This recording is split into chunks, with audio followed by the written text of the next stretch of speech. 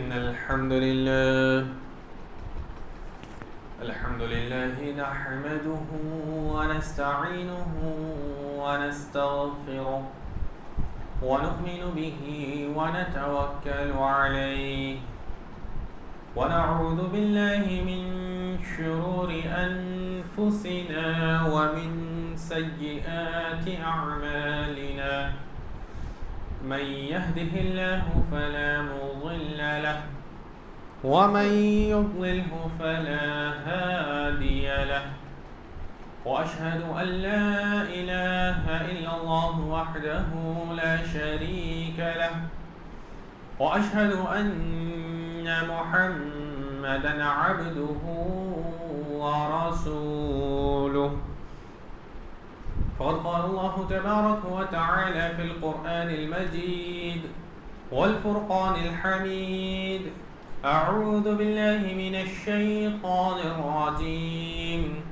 بسم الله الرحمن الرحيم يا أيها الذين آمنوا اتقوا الله حق تقاته ولا تموتن إلا وأنتم مسلمون يا أيها الناس اتقوا ربكم الذي خلقكم من نفس واحدة وخلق منها زوجها وبث منهما رجالا كثيرا ونساء واتقوا الله الذي تساءلون به والأرحام إن الله كان عليكم رقيبا يا أيها الذين آمنوا اتقوا الله وقولوا قولا سديدا يصلح لكم أعمالكم ويغفر لكم ذنوبكم ومن يطع الله ورسوله فقد فاز فوزا عظيما أما بعد فإن خير الحديث كتاب الله وخير الهدي هدي محمد صلى الله عليه وسلم وشر الأمور محدثاتها وكل محدثة بدعة وكل بدعة ضلالة وكل ضلالة في النار فقد قال الله تبارك وتعالى في القرآن المجيد والفرقان الحميد أعوذ بالله من الشيطان الرجيم بسم الله الرحمن الرحيم لن ينال الله لحومها ولا دماؤها ولكن يناله التقوى منكم وقال النبي صلى الله عليه وسلم من وجد سعة لأن يضحي فلم يضحي فلا يحضر مصلانا أو كما قال عليه الصلاة والسلام معزز و مکرم دینی ملی بھائیوں اور میری پردہ نشین ماؤں اور بہنوں، تمام قسم کی تعریف و توصیف، بڑائی، بزرگی، کبریائی اس اللہ وحدہ لا شریک کے لیے لائق و سزاوار ہے، جس نے ہمیں اور پوری کائنات کو پیدا کیا اور پیدا کرنے کے بعد یوں ہی بھٹکتا نہیں چھوڑا بلکہ دین اسلام جیسی عظیم نعمت سے نوازا۔ بعدہ بے شمار درود و سلام نازل ہو تمام انبیاء کرام پر، بالخصوص ہمارے آخری نبی تاجدار مدینہ سرور کونین احمد مجتبی محمد مصطفیٰ صلی اللہ علیہ وسلم پر، جن کے ذریعے سے یہ دین ہم تک پہنچا۔ اللہم صلی علی محمد وعلی آل محمد كما صليت على إبراهيم وعلى آل إبراهيم إنك حميد مجيد اللهم بارك على محمد وعلى آل محمد كما باركت على إبراهيم وعلى آل إبراهيم إنك حميد مجيد۔ معزز سامعین و سامعات، آج کے اس خطبہ جمعہ میں میں جس موضوع کو لے کر حاضر ہوا ہوں وہ موضوع ہے قربانی کے فضائل، مسائل و آداب۔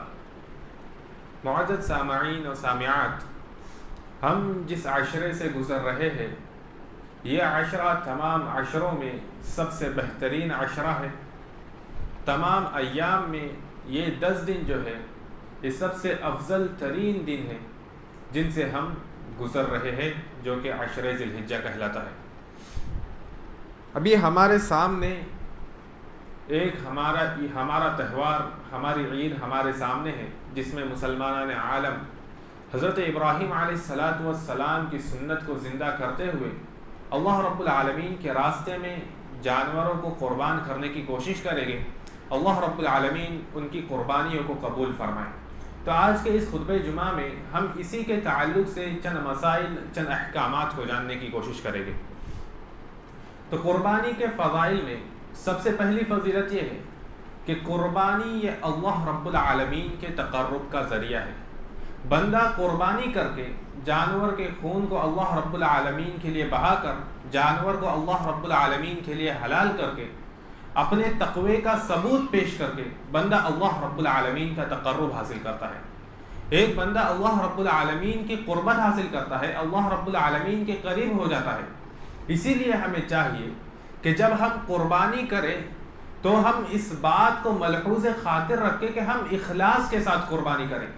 ہماری نیت جو ہم قربانی کر رہے ہیں اس کی نیت صرف اور صرف اللہ رب العالمین کو راضی کرنے کے لیے ہونی چاہیے، اس کے علاوہ ہمارا کوئی اور مقصد نہیں ہونا چاہیے۔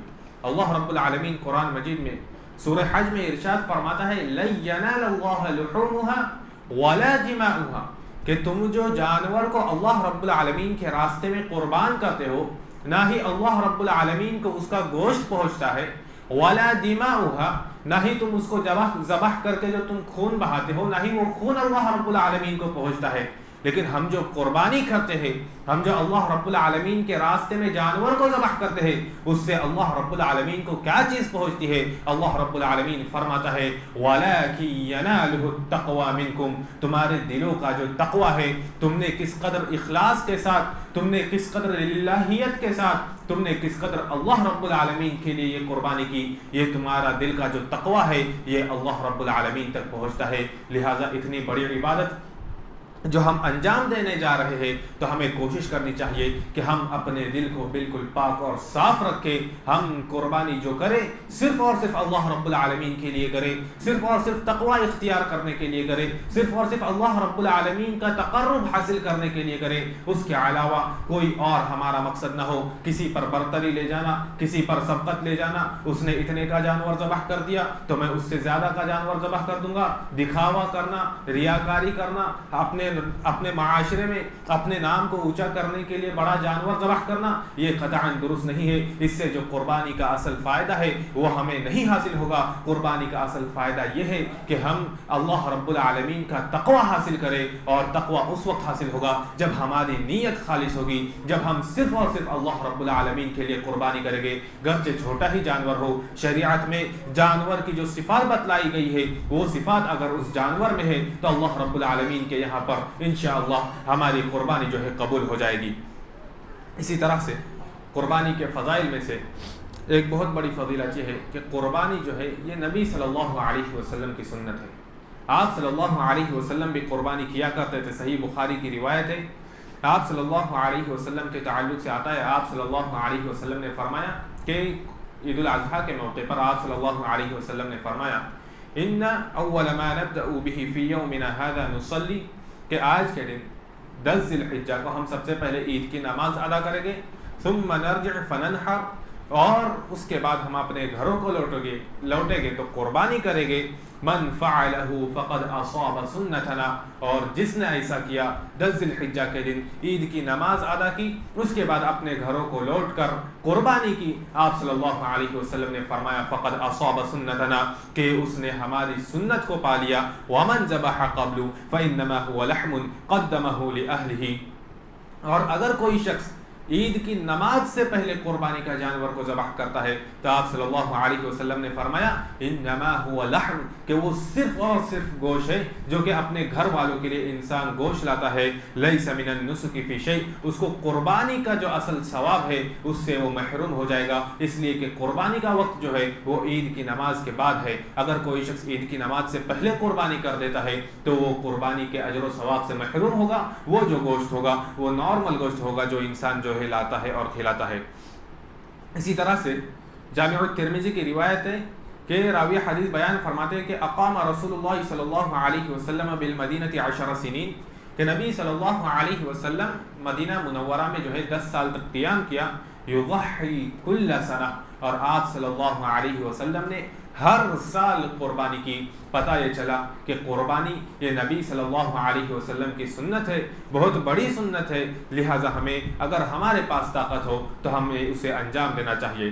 اسی طرح سے یہ اتنی بڑی چیز ہے کہ اگر کوئی شخص استطاعت کے باوجود، کوئی شخص قربانی کرنے کی طاقت رکھتا ہو، اس کے باوجود اگر قربانی نہ کرے تو اس کے تعلق سے آپ صلی اللہ علیہ وسلم نے فرمایا کہ من وجد سعة لأن يضحي، کہ جو شخص قربانی کی استطاعت رکھتا ہو، وہ طاقت رکھتا ہو کہ جانور کو اللہ رب العالمین کے راستے میں قربان کرے، فلم یضحی، اس کے باوجود وہ قربانی نہیں کرتا ہے، آپ صلی اللہ علیہ وسلم نے فرمایا فلا يحضر مصلانا، تو اسے چاہیے کہ ہمارے عیدگاہ کے قریب بھی نہ آئے۔ اتنی بڑی وعید آپ صلی اللہ علیہ وسلم نے سنائی ہے، لہٰذا اگر ہمارے پاس طاقت ہے، ہمارے اندر استطاعت ہے، تو ہمیں ضرور اس سنت کو زندہ کرنا چاہیے اور قربانی کرنے کی کوشش کرنی چاہیے۔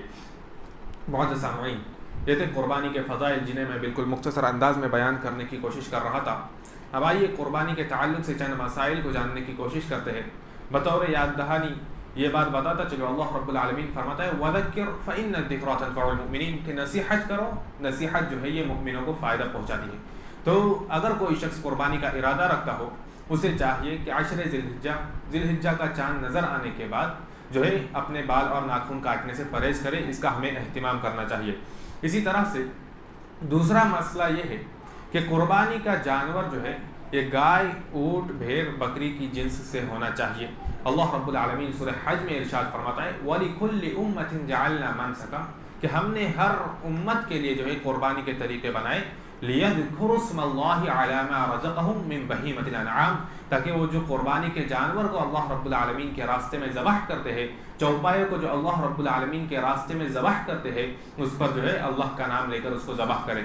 اللہ رب العالمین نے ہر امت کے لیے قربانی کے طریقے بنائے۔ یہاں پر مفسرین نے بہیمۃ الانعام سے یہی 4 جنس گائے، اونٹ، بھیڑ، بکری، ان کو جو ہے مراد لیا ہے، لہٰذا اسی جنس سے ہمیں قربانی کرنے کی کوشش کرنی چاہیے۔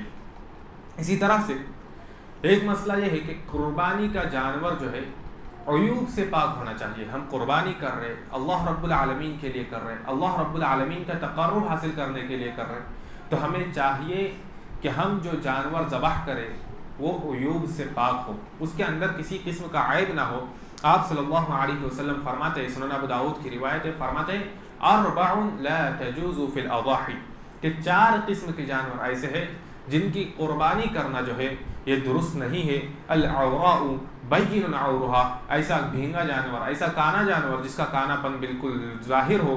والمریضۃ بین مرضها، ایسا مریض جانور جس کا مرض، جس کی بیماری بالکل واضح ہو۔ اسی طرح سے والارجاء بین ضلعها، ایسا لنگڑا جانور جس کا لنگڑا پن بالکل ظاہر ہو، بالکل واضح ہو۔ والکثیر التي لا تنقی، اسی طرح سے ایسا کمزور اور لاغر جانور جس کے ہڈیوں میں گودا نہ ہو۔ یہ 4 قسم کے جانور جو ہے، یہ 4 قسم کے عیوب اگر جانور میں پائے جاتے ہیں تو ایسا جانور جو ہے قربانی کے لائق نہیں ہے۔ اسی طرح سے جانور کی سینگ ٹوٹا ہونا، اسی طرح سے اس کا کان کٹا ہونا، ان تمام عیوب سے بھی ہمیں احتراز کرنا چاہیے، ایسا بچنا چاہیے اور ایسے جانور کو لینا چاہیے کہ جس میں کسی قسم کا کوئی عیب نہ ہو۔ اسی طرح سے ایک مسئلہ یہ ہے کہ قربانی کا جانور کا 2 دانتہ ہونا ضروری ہے۔ قربانی کا جانور جو ہم ذبح کر رہے ہیں وہ 2 دانتہ ہونا ضروری ہے۔ صرف بھیڑ یا دمبے میں گنجائش ہے کہ 1 سال کا بھی جو ہے کفایت کر جائے گا، جیسا کہ آپ صلی اللہ علیہ وسلم نے فرمایا۔ صحیح مسلم کی روایت ہے، فرماتے ہیں کہ لا تذبحوا الا مسنہ، کہ تم صرف اور صرف مسنہ جانور، 2 دانت جانور کو ذبح کرو۔ الا ان يعثر علیکم، ہاں اگر تم پر تنگی ہو، فتذبحوا جزعۃ من الضأن، تو 1 سال کا بھیڑ یا دمبا جو ہے تم قربان کر سکتے ہو۔ بھیڑ یا دمبے میں جو ہے گنجائش ہے کہ 1 سال کا ذبح کیا جائے، لیکن اگر ہم بکری وغیرہ ذبح کر رہے ہیں تو ہمیں چاہیے کہ ہم دیکھیں وہ بکری 2 دانتہ ہے کہ نہیں۔ اسی طرح سے سنن ابو داؤد کی ایک روایت سے اس حدیث کی اور بھی وضاحت ہو جاتی ہے آپ صلی اللہ علیہ وسلم نے ارشاد فرمایا ان الجزعۃ یوفی مما یوفی منہ السنی، کہ ایک سال کا بھیڑ یا دمبا اس چیز کے لیے کافی ہو جائے گا جس کے لیے مسنہ یعنی 2 داتا جانور کافی ہوتا ہے. یعنی اگر ہم قربانی کر رہے تو ہمارے لیے چاہیے کہ ہم 2 داتا جانور ڈھونڈیں. اگر 2 داتا جانور ہمیں نہیں مل رہا ہے، بھیڑ بکری وغیرہ نہیں مل رہی ہے، تو ہم 1 سال کا جو ہے دمبا ذبح کر سکتے ہیں. اسی طریقے سے قربانی کے مسائل میں سے ایک بہت بڑا مسئلہ یہ ہے کہ قربانی کا وقت جو ہے یہ عید کی نماز کے بعد ہے. جب ہم عید کی نماز پڑھیں اس کے بعد اپنے گھروں کو لوٹ کر قربانی کا جانور اپنے جانور کی قربانی کریں. اگر ہم اس سے پہلے قربانی کرتے تو ہماری یہ قربانی نہیں مانی جائے گی. حضرت جندب بن سفیان رضی اللہ عنہ بیان فرماتے ہیں انہوں نے نبی صلی اللہ علیہ وسلم کے ساتھ نماز پڑھی اور نماز کے بعد جب فارغ ہوئے تو دیکھا آپ صلی اللہ علیہ وسلم نے جو ہے جانوروں کا گوشت دیکھا جن کی نماز عید سے پہلے قربانی کی گئی تھی. تو آپ صلی اللہ علیہ وسلم نے فرمایا من كان ذبح اضحیته قبل ان يصلي فَلْيَذْبَحْ مَكَانَهَا أُخْرَى، کہ جس شخص نے اپنے جانور کو عید کی نماز سے پہلے ذبح کیا ہے فَلْيَذْبَحْ مَكَانَهَا أُخْرَى، اس کو چاہیے کہ اس جانور کی جگہ پر دوسرا جانور ذبح کرے. وَمَنْ كَانَ لَمْ يَذْبَحْ، اور عید کی نماز کے بعد بھی جس نے اپنے جانور کو ذبح نہیں کیا ہے فَلْيَذْبَحْ بِسْمِ اللَّهِ، تو اللہ رب العالمین کا نام لے کر بسم اللہ اللہ اکبر کہہ کر اپنے جانور کو جو ہے ذبح کرے. پتہ یہ چلا کہ اگر ہم نے عید کی نماز سے پہلے اپنے جانور کو قربان کیا تو ہماری یہ قربانی قبول نہیں ہوگی، ہمیں اس کی جگہ پر دوسرا جانور قربان کرنا پڑے گا. اسی طرح سے ایک چیز یہ بھی ثابت ہوئی کہ جب ہم قربانی کریں تو اللہ رب العالمین کا نام لے، بسم اللہ اللہ اکبر پڑھ کر جو ہے جانور کو قربان کرے. اسی طرح سے ایک بہت ہی اہم مسئلہ یہ بھی ہے کہ ایک بکرا اور بکری جو ہوگی یا دمبا ہوگا یہ تمام گھر والوں کی طرف سے جو ہے کافی ہو جائے گا، تمام گھر والوں کی طرف سے کافی ہو جائے گا. حضرت عطا بن یسار رضی اللہ عنہ، حضرت عطا بن یسار بیان فرماتے ہیں کہ ابو ایوب انصاری رضی اللہ عنہ سے پوچھا گیا کہ نبی صلی اللہ علیہ وسلم کے زمانے میں قربانی کس طرح سے ہوا کرتی تھی. حضرت ابو ایوب انصاری رضی اللہ عنہ فرماتے ہیں کہ کان الرجل یضحی بالشاة عنه وعن اہل بیتہ، کہ ایک آدمی ایک بکری کی قربانی کرتا تھا اپنی جانب سے اور اپنے اہل و عیال کی جانب سے. ایک قربانی میں ایک بکری میں جو ہے ایک فیملی آ جاتی تھی، فیأکلون، اس میں سے خود بھی کھاتے تھے دوسروں کو بھی کھلاتے تھے، حتی تباہ الناس، یہاں تک کہ لوگ آپس میں فخر کرنے لگے، فصارت کما ترى، اس کے بعد وہ ماحول ہو گیا جو تم دیکھ رہے ہو. یعنی لوگ آپس میں ایک دوسرے پر فخر کرنے لگ گئے کہ اس نے اتنے کا قربان کیا، میں اتنے کا قربان کروں گا، اس کا اتنا کلو کا تھا میرا اتنا کلو کا ہوگا. اس کے بعد جو ہے لوگوں میں تباہی مچ گئی. اسی طریقے سے اس سے یہ بات پتہ چلی کہ ایک بکری جو ہوگی یہ ایک فیملی کی طرف سے کافی ہوگی. اسی طرح سے گائے میں 7 اور اونٹ میں 7 یا 10 لوگ شریک ہو سکتے ہیں. 7 یا 10 فیملیز، 10 یا 7 لوگ نہیں بلکہ پوری فیملی شریک ہو سکتی ہے.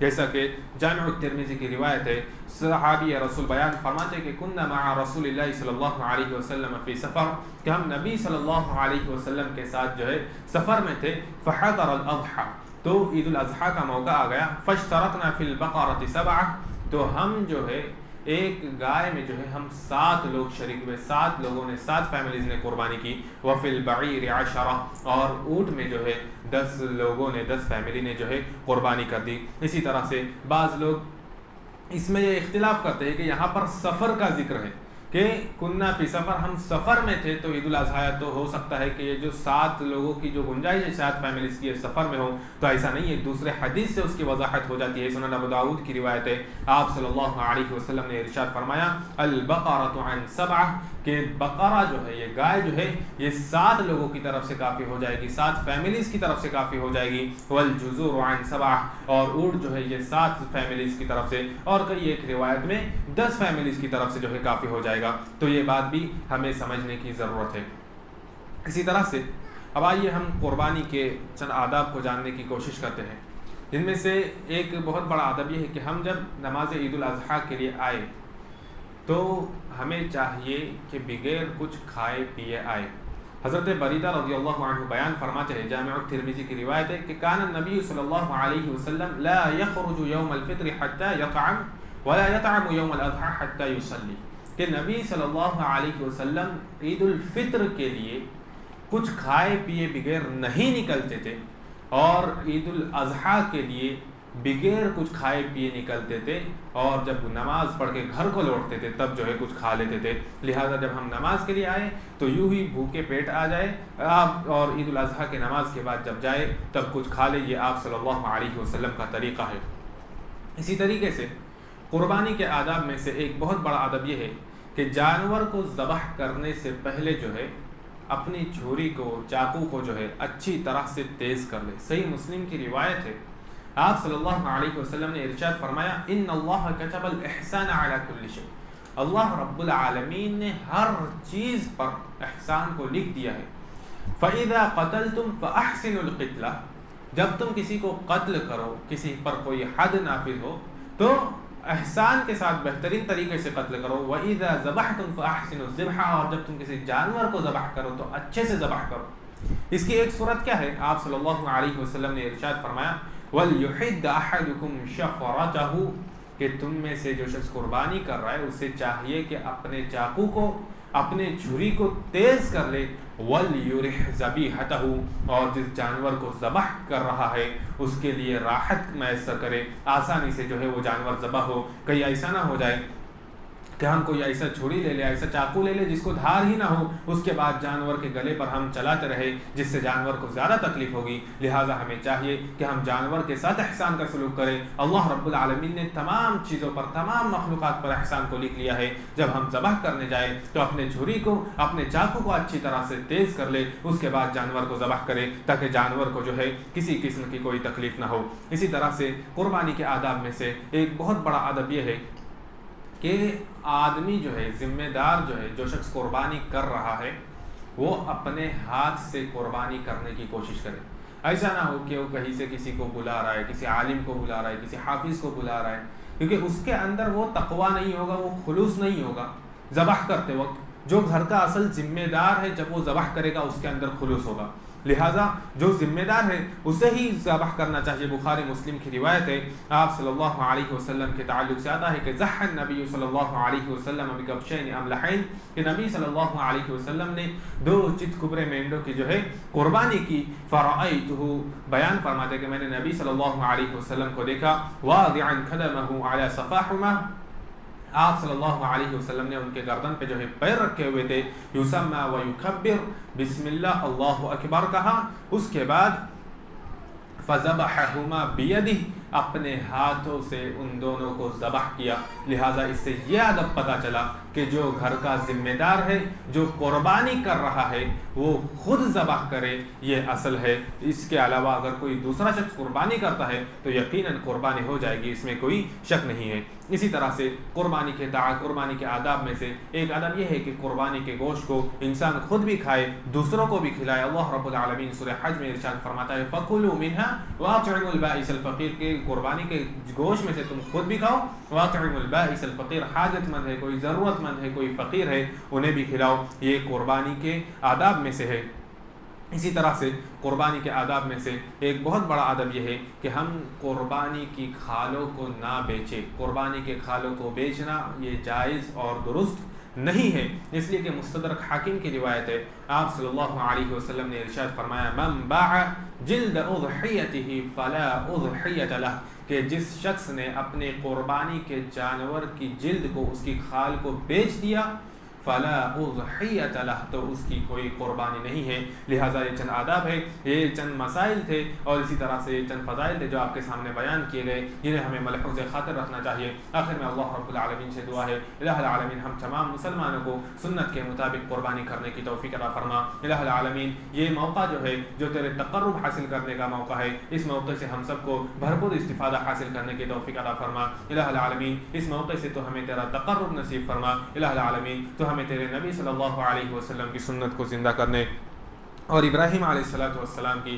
سنت کو زندہ کرنے کی توفیق عطا فرما رب العالمین. جو ہماری نیتوں میں خلوص پیدا فرما، ہماری نیتوں کو خالص کر دے اور محض تیری رضا کے لیے ہمیں جانوروں کو قربان کرنے کی توفیق عطا فرما. الہ العالمین تو ہم تمام مسلمانوں کی حفاظت فرما، اور اس خوشی کے موقع پر ہم تمام مسلمانوں کو تیرے شریعت کے دائرے میں، تیرے نبی کے بتائے ہوئے طریقے کے دائرے میں رہتے ہوئے خوشیاں منانے کی توفیق عطا فرما.